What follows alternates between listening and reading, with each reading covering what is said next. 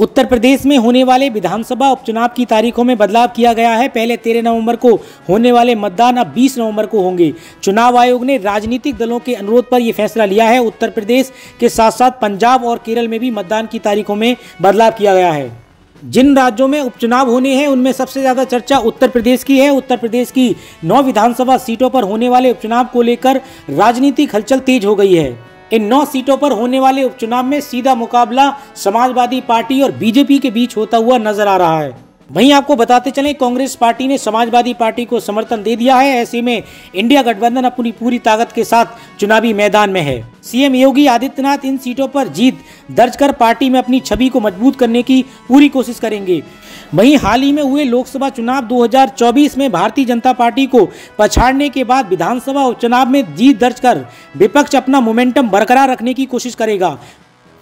अब ऐसे में सवाल है, क्या बीजेपी के नेतृत्व में योगी आदित्यनाथ इन 9 सीटों पर खिलाएंगे कमल, या फिर समाजवादी पार्टी 2019 के लोकसभा चुनाव की तरह विधानसभा चुनाव में भी करेगी वापसी? आइए आज आपको दिखाते हैं उत्तर प्रदेश की इन 9 सीटों पर होने वाले उपचुनाव में किस पार्टी से कौन सा कैंडिडेट मैदान में है। इसके अलावा हर सीट पर क्या जातीय समीकरण बनते हुए नजर आ रहे हैं और कितने वोट परसेंटेज यहां पर जातीय आधार पर हैं। आइए इन सबको आपको एक नज़र में दिखाते हैं।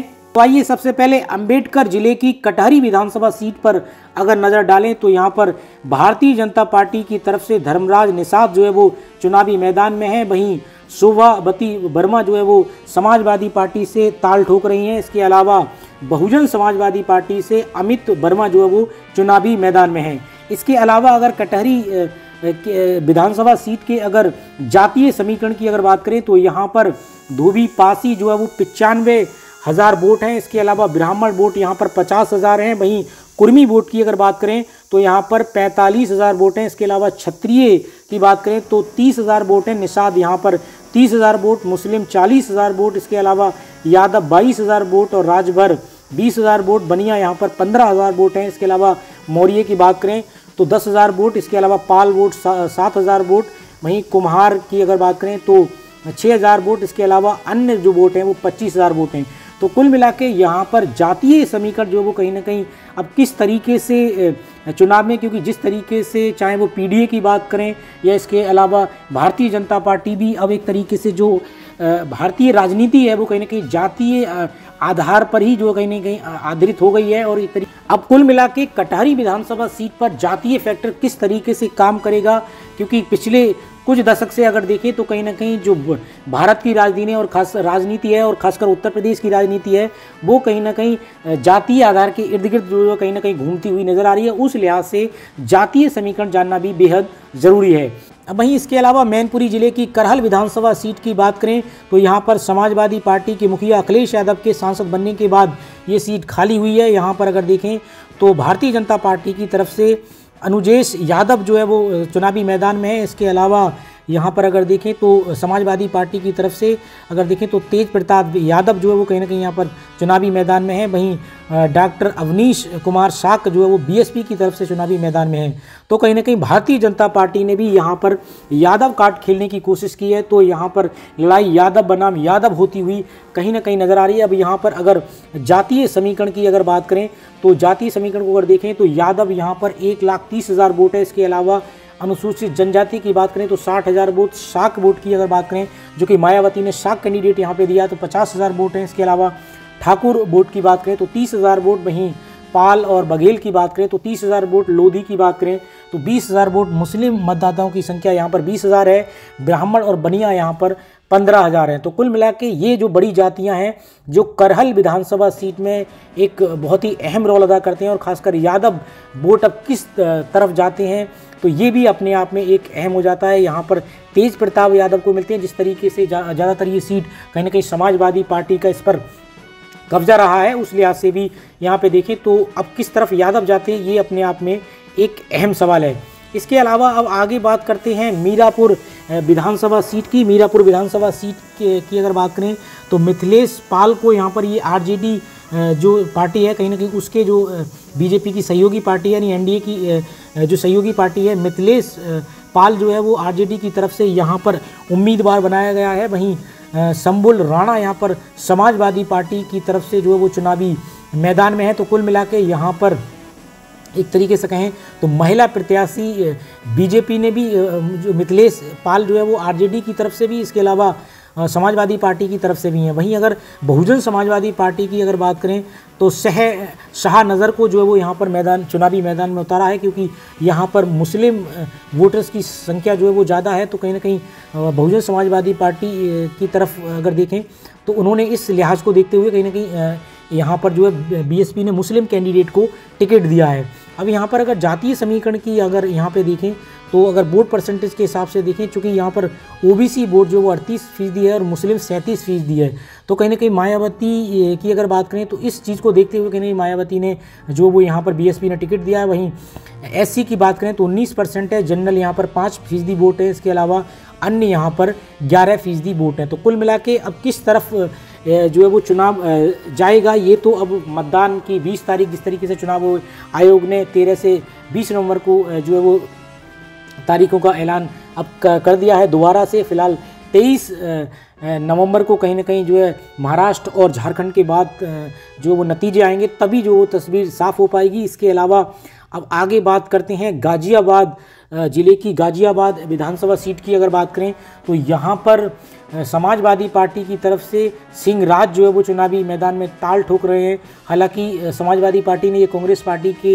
लिए जो वो सीट खाली छोड़ी थी, लेकिन कांग्रेस पार्टी ने एक तरीके से समाजवादी पार्टी को सरेंडर कर दिया, तो उस लिहाज से अब यहाँ पर समाजवादी पार्टी की तरफ से सिंह राज जो वो चुनावी मैदान में है। वहीं संजीव शर्मा यहाँ पर अगर देखें तो भारतीय जनता पार्टी की तरफ से जो है वो चुनावी मैदान में ताल ठोक रहे हैं। इसके अलावा बीएसपी की अगर बात करें तो परमानंद गर्ग जो है वो यहाँ पर चुनावी मैदान में। यहाँ के अगर जातीय समीकरण पर एक बार नज़र डालें तो दलित वोट यहाँ पर 80,000 वोट है, इसके अलावा ब्राह्मण वोट 55,000 है। वहीं ओबीसी की बात करें तो 45,000, वैश्य वोट 35,000, मुस्लिम 35,000 वोट, ठाकुर क्षत्रिय की अगर बात करें तो 15,000 वोट, पंजाबी यहाँ पर 14,000 vote, Yadav 12,000 vote, Jat vote की अगर बात करें तो 10,000 वोट, इसके अलावा सुनार 8,000 वोट, गुज्जर 7,000 वोट, कास्ट की बात करें तो 7,000 वोट, त्यागी 5,000 वोट, ईसाई यहाँ पर 2,000 वोट। तो कुल मिला के अगर जातियों के हिसाब से देखें तो काफ़ी फंसा हुआ यहाँ पर चुनाव है। हालांकि बीजेपी की ये सीट जो है वो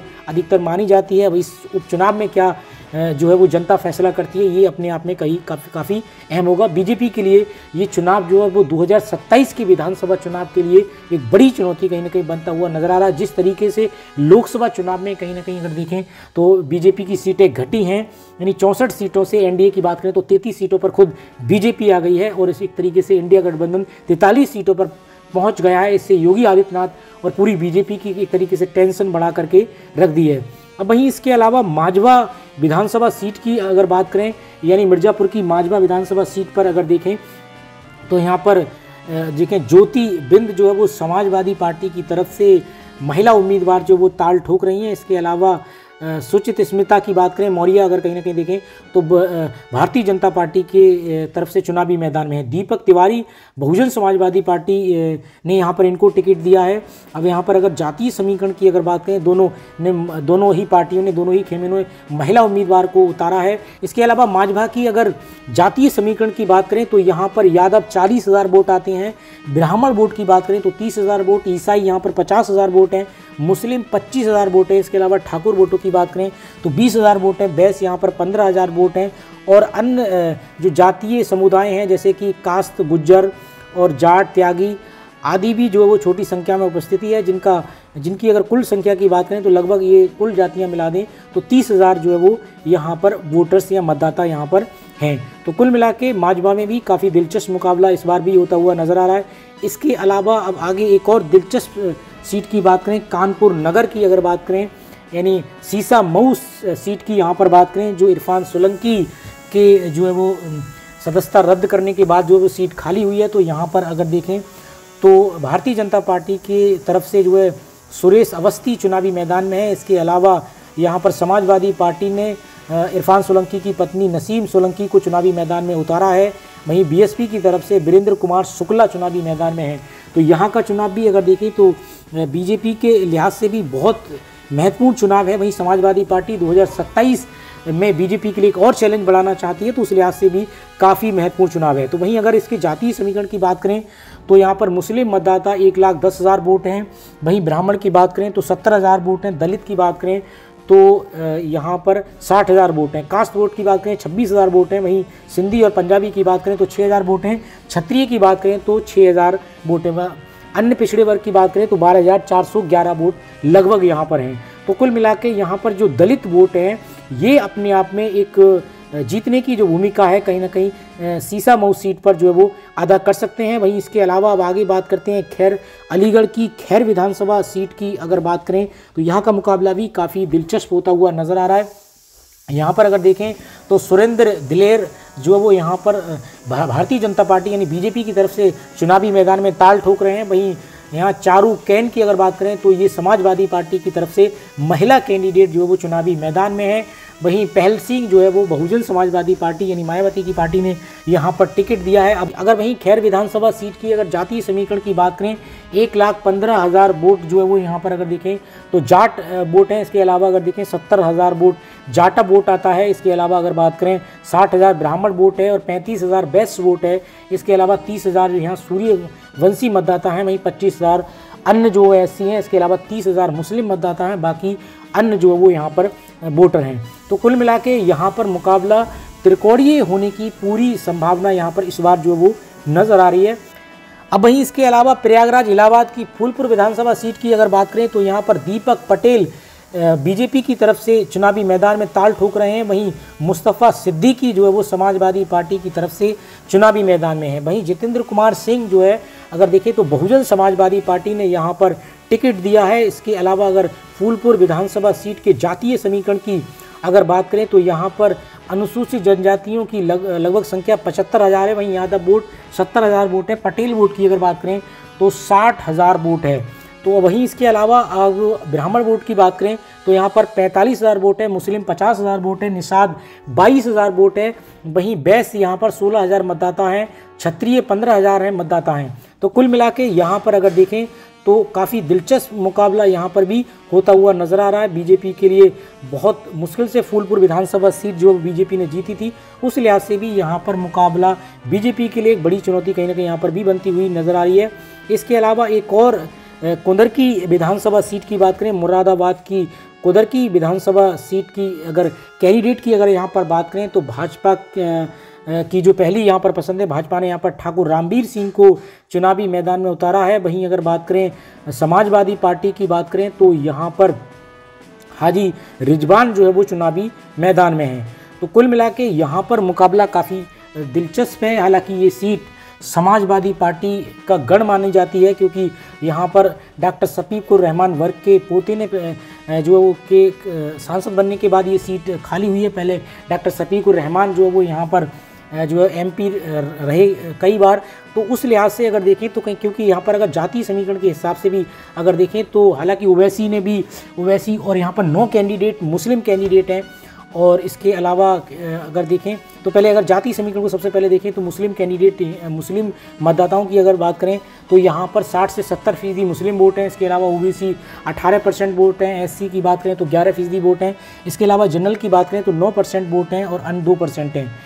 अब यहाँ पे 9 कैंडिडेट होने से मुकाबला काफ़ी दिलचस्प है। उधर बीजेपी भी यहाँ पर इस बार जीतने का दावा ठोक रही है, क्योंकि ठाकुर रामवीर सिंह पूरे तरीके से मुस्लिम लिबास पहनने के बाद में, मुस्लिम कपड़े टोपी लगाने के बाद एक तरीके से पूरी तरीके से मुस्लिम रंगारंग में रंग गए हैं। तो अब इससे बीजेपी को कितना फ़ायदा होगा, और बीजेपी के लिए एक कई तरीके की चीज़ें हैं और उन्होंने कई इस तरीके की बयानबाजी भी की है कि कपड़ों से नहीं पहचाना जाता। तो ये बहुत सारी चीज़ें हैं, आगे बीजेपी को कितना इससे फ़ायदा होगा या कितना नुकसान होगा, ये अपने आप में काफ़ी अहम सवाल है। और अब यहाँ पर अगर देखें इन जातियों के समीकरण को आधार पर अगर निर्णय निकालें तो कहीं ना कहीं यहाँ पर समाजवादी पार्टी का पलड़ा थोड़ा बीजेपी के मुकाबले, यानी बीजेपी के भारतीय जनता पार्टी के मुकाबले थोड़ा सा जो है वो भारी नज़र आ रहा है। अब चुनाव है, चुनाव में किस तरीके से जनता वोट करती है ये भी अपने आप में अहम है। लेकिन जिस तरीके से अगर यहाँ पर भारतीय जनता पार्टी ये चुनाव अगर हार जाती है, उपचुनाव अगर इन 9 सीटों की बात करें